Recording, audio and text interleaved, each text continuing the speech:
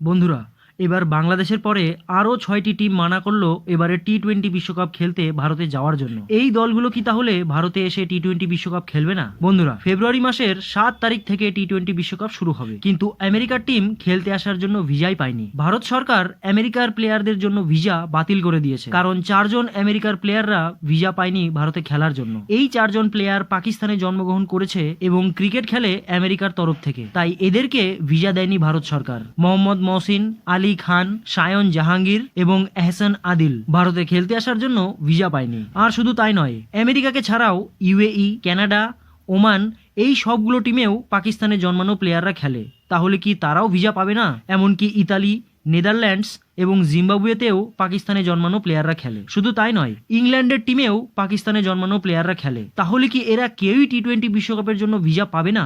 আর এরা যদি ভিসা না পায়, তাহলে এবারে টি-20 বিশ্বকাপ বাতিল হতে পারে ভারতে। তবে আপনাদের এই ব্যাপারে কি বলার রয়েছে বন্ধুরা? নিচে কমেন্ট করে অবশ্যই জানাবেন।